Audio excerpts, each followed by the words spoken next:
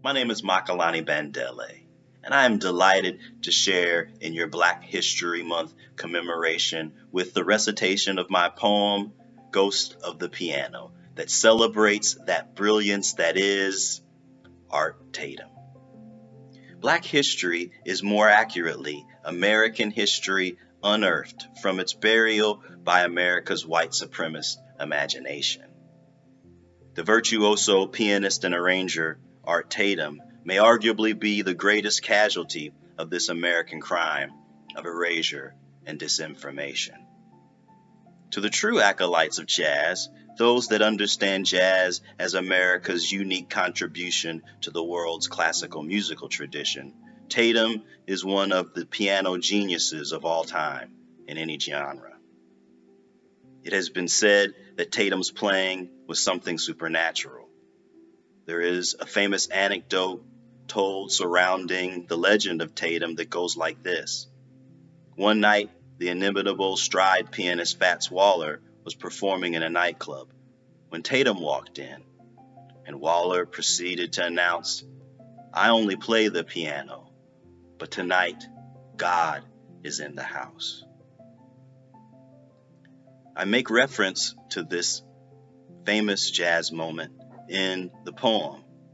It was also important to me to write a poem about Art Tatum because in his Black genius, I find a model of excellence and resistance in the face of the body and soul crushing conditions of institutional and systemic racism. Despite the tremendous obstacles in his life, Tatum rose above them to define the limits of the possible in piano performance. Such a high bar of preeminence is a befitting goal for any artist to strive for in their art. And now, Ghost of the Piano, from my book, Under the Aegis of a Winged Mind. They said for the sake of the insurance money that jazz was dead, that the poor child's wails waking them in the middle of the night was not a Baroque left-handed figure. The penthouse and everything in it were Señorita's inheritance from a murderer and rapist. Like other captains of industry, that's how he had acquired something to pass down. His portrait in a khaki field uniform and black leather jackboots hung above the petite Rodin and menaced Ida till the end of her days. The first time she saw it, she could not find the notes to sing for a month of Sundays. When Ida started working for Señorita, the piano would suddenly and inexplicably break out into Dvorak's humoresque in the middle of Tiger Rag, as if, by God, God was playing and not the apparition of a fat black man. One fat Tuesday, Willie the Lion pushed the damned thing out the 25th floor cathedral window after random keys played dead and broke his stride. The ground below became an embittered coral sea of shards and pieces of mostly stained glass, mahogany, steel wire, iron, felt, various other woods and metals. Skinny-legged, little brown-skinned girls danced around the kaleidoscopic catastrophe and picked up the tiniest colors and ate them or saved them to make bracelets. The family heirloom lay there for days, in hundreds of pieces, but still warbled at night. Eventually, they scrapped the metal and burned the remains and all its august hammers. The soul of Art Tatum's fingers fled in the heavy sustain of smoke. The ashes were used to fertilize the hydrangea, peonies, and jasmine. The air in the courtyard, even to this day, smells a bit of stale Pabst Blue Ribbon beer. Thank you for the opportunity to share a critical figure in American history that this celebration of Black History Month occasions.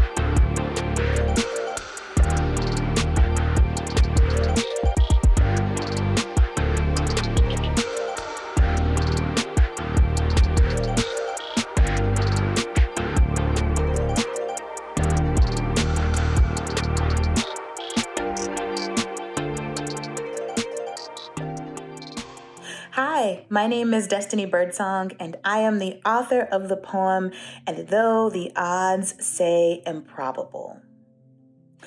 So this poem began with a lunch date. My friend and I worked at the same university, and we would often grab lunch together at the deli across the street and talk about our work days, or talk about writing, or talk about whatever topic piqued our interest. So in the fall of 2019, we are there doing what we always did, and suddenly the place filled with all of these beautiful Black women. And I remember feeling so guilty because I was so distracted from that conversation. And I was distracted by the women's beauty, but also by their joy. They were laughing, they were talking, they were breaking bread together, and it was such a beautiful thing to watch. And the poem that kept coming to mind as a kind of template for what I was thinking about doing was E.E. Cummings' The Cambridge Ladies Who Live in Furnished Souls. And I thought to myself, oh, this could be the anti-Cambridge Ladies poem. So I sat down to write, and I start, and I realized that the poem required a bit more space than the 14-line sonnet would allow. So I switched up my plans and said, okay, maybe rhyming couplets is the way to go. And once I decided on that, the poem really came together. It was a lot of fun coming up with, rhymes for the couplets. I had a great time. It only took a few hours to really get an advanced draft. I was really pleased with what I'd written by the time I was done. And I was going to reward myself. So I got on Facebook, and I was just going to spend a few minutes scrolling and seeing what other people were doing. But on Facebook, I was friends with another Black poet named Ernesto Mercer, and he had posted a video of Esperanza Spalding doing a cover of Stevie Wonder's Overjoyed. And when she got to the line, and though the odds say improbable, I knew that that was the title for my poem. I love this poem because it reminds me that there's so many ways to be Black, to be a woman, and to be brave. Thank you so much for listening. Take care. The Black ladies in their printed dresses float into the deli, tip-tipping across the coat of grease on the floor. It's still warm in October, so they remove their sunglasses, rub their oiled shoulders, remark, ooh, so cold in here. One watches purses while others shimmy to the salad bar. Some are nurses here for conferences, some on lunch breaks from government jobs downtown. Some are flakes, unemployed, divas, deans, retired, do hair. Edges slick, wand curls crisp in the freoned air. They pinch the fainted lettuce onto plates. They scoop the pitted olives, cherries, dates into bowls. The cotton-blended florals, plaids, prisms, paisleys, polkas flutter on calves until they reach their seats. They kiss mustard, avocado, banana pudding, or really just custard with mashed up banana from three-ringed fingers. One sways to the soft serve machine and lingers a little too long, but returns with a smile. A swirl cone done up soda counter style. Every one of them been through something: sit-ins, bombings, busing, the crack epidemic, Reaganomics, backdoor abortions, miscarriages, picket signs in front of the free clinic, and now the white girl with the blunt bob snatching plates too early. They tap her wrist, give each other the look, say, it's all right, miss, don't worry about us. My heart liked to stop when the Black ladies nodded their heads and hoops, clip-ons, drop pearls, chandelier, gold nickel earrings twirled above beautiful elbows.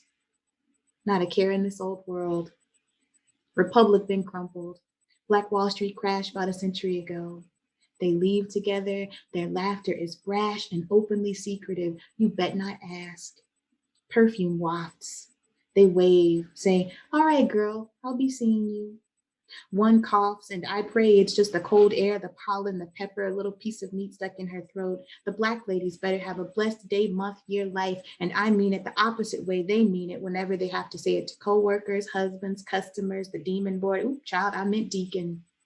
As I leave, I touch the table where they sat. They ain't superhuman. They ain't always able to save the children, the men, the country, or even your silk presses, but whatever they touch, somebody's good God blesses. Thank you so much.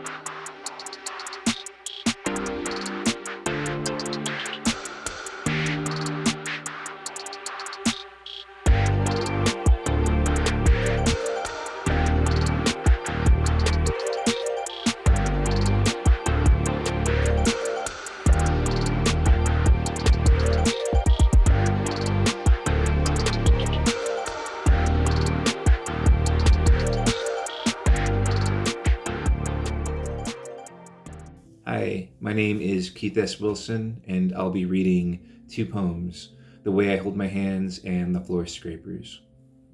Black History Month is complicated. It's American history, and American legacies are equally our legacies. I always want to reaffirm this, that there is no America without the contributions of Black folk. But it swings both ways, and we've also been touched by the empire. Both of these poems deal with the ways that masculinity and the recognition of the tenderness of men, the shared love between men, are all bound up in thorny, often colonial inheritances that can make those relationships difficult to achieve and even more difficult to describe or feel. The Way I Hold My Hands is about my father, who with my mother taught me to love. The second poem, The Floor Scrapers, is an ekphrastic poem describing the movement of sensuality between my Black body and the bodies of other men. It is in consideration of a painting by the same name by Gustav Courbet. First, I will be reading The Way I Hold My Hands. I can't imagine my father wishing he would rather be anything. Once upon a time, he was a watermelon growing from a box. His mother died. His father beat the blush out of him, and teardrops dripped black from his face into his food. My father's father made him eat his dinner through himself. The Miracle Whip salad spangled like the garden in dew. This isn't a figure of speech. My father ate his blood. It's hard to think he must have been young. He made me stop all my life. He told me not to be a girl. Whatever I was doing, of course I stopped. He kissed me on the top of the head before I went to bed each night. He was always there. He read to my brother. He read to me from a book of animals. This is a fox's paw. This is a bear's. He told me, I'll give you something to cry about. He never touched me. Bear claw, I said. Winters are easier for bears. I spread my fingers over his. No, my father said. And next I will read Floor Scrapers. Whatever they say of the heart, the truth is this. We embody our hands. Every morning I have my look at them. My hands cupping my face, a bowl of water. What will I make of these pliers, this filigree of clams? I love how the light lollips from knuckle to knuckle like a fox across a lake. What is the rest of me but a daydream of angles? What but a happening of curves?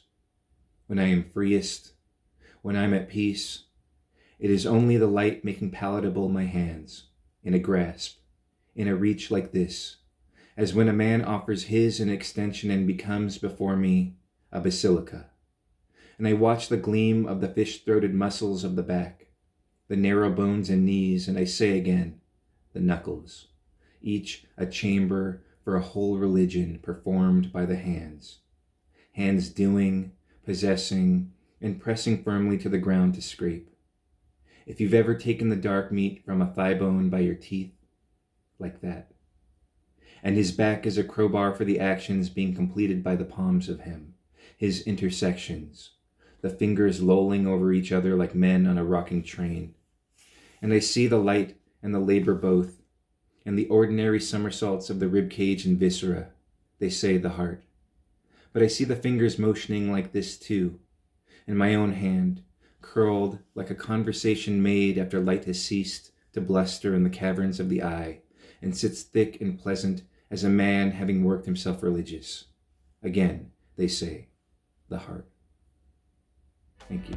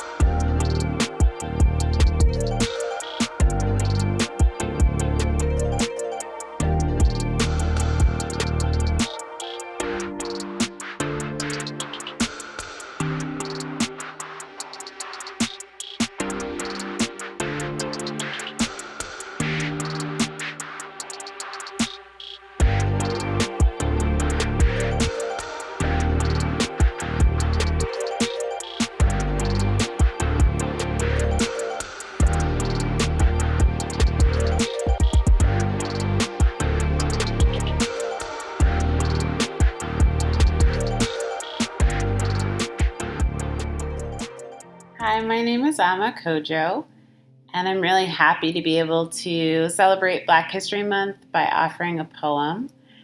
As a writer and a poet, I often look to the tradition of Black writers and art makers and freedom fighters for inspiration, and I add to that my own memories and imagination to create a poem.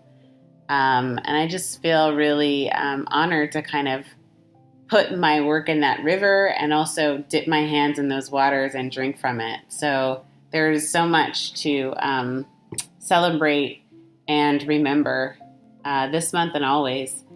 And this poem that I'm going to read is a long poem inspired by Betty Shabazz and Malcolm X. It opens my chapbook, Blood of the Air, and I'm really happy to share it with you.